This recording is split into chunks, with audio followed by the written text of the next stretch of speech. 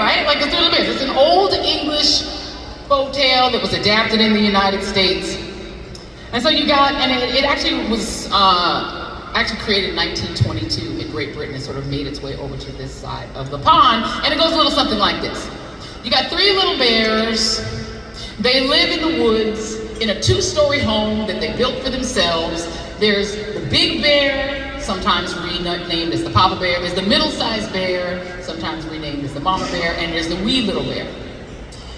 And through their enterprise, you know, they've created this house. And they're hungry, so they decide to make themselves some porridge. So they heat up the porridge, and then they decide the porridge is too hot, so they're gonna go and take a walk. So the three little bears go out for a stroll in the woods, and while they're gone, a colonizer, a little girl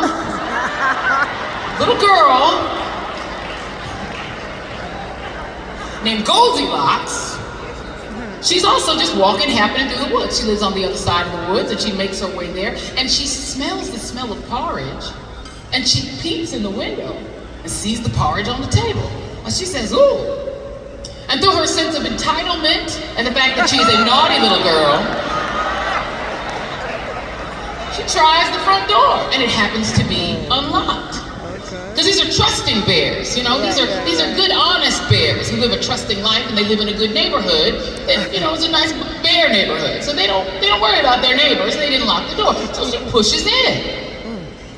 And through her sense of entitlement, she happens into the kitchen and she picks up the big spoon that's in the big bear's bowl, and she takes a taste and goes, "Oh, this too hot." She sidles on over to the next little bowl, which is a medium-sized bowl. She tastes that, just, "Oh, that's too cold." And then she sidles over to the wee little bowl. She tastes it and says, "Ooh, that's just right." And again, because she's an naughty little girl and through her sense of entitlement, she eats it all up. Finishes it, done it. Then she's like, "Oh, all that eating made me want to sit down. I feel full, like how y'all feel right now after eating that delicious chicken meal." So she goes over to sit down, and she goes and sits herself onto the big chair, and she's like, "Oh, that chair's too hard." Slides on over to the middle-sized chair, and she squishes into it. She says, "Oh, wow, that chair's too soft." Sidles on over to the little small chair, and the wee little chair, sits in it, and was like, "This chair is just right, I love it." She's sitting in the chair and crash, breaks the chair. And she's like, "Oh man," now she's in a distemper, because she's like, "How's the chair gonna break under me? I was trying to sit down and relax." And then again, because she's an entitled little girl, she decides that what she needs now is a nap.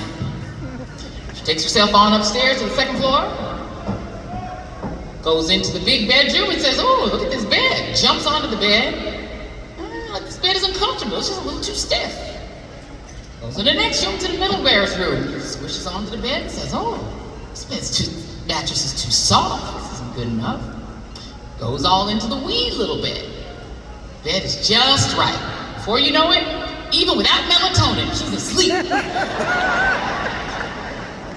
Now the bears, having had their stroll, come home, and they want to check on the status of their porridge. They walk in the house and they find things askew. They walk into the kitchen. Big Bear already notices the spoon's laying to the side. He says, "Somebody's been eating my porridge." Middle Bear looks at her bowl, which is also kind of awry. She says, "Well, somebody's been eating my porridge." Little wee bear says, "Wait a minute, somebody's been eating my porridge and they ate it all up." Bears are not happy right now. So then they go into the next room, and they notice, I don't know, something doesn't look right about the room. Big Bear looks at the bed, at the thing, and says, I think somebody's been sitting in my chair. The little medium-sized bear goes to the chair and says, "It looks like somebody's been sitting in my chair." And wee little bear goes over to their chair and says, "Well, I know somebody's been sitting in my chair because it's broke."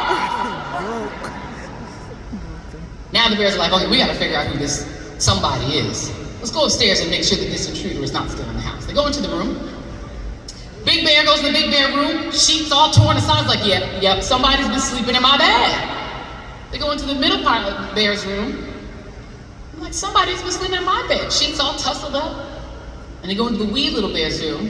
And the wee little bear says, "Yes, somebody's been sleeping in my bed, and there she is." The sound of the bears coming in the room startles Goldilocks, and she jumps up, terrified, because there are bears in the room. Terrified. She gets so scared. being in a house that she doesn't belong in, sleeping in a bed that isn't hers. And now all of a sudden there are bears here in the bear's house. So she jumps up so scared, she jumps out the window. This is literally the way the English folktale goes. Because you know, a lot of these English folktales and like stories, like, you know, Ring Around the Rosies about the plague, right? A lot of the little children's stories were like really dark, you know? In this story, in the original story, she gets so scared she jumps out the window. And no one knows whether she broke her neck on the way down. This is not me saying, this is what's in the actual story. If you read the oldie English version, she jumps out the window, no one knows whether she broke her neck or whether she survived the fall, scampered home to get a beating.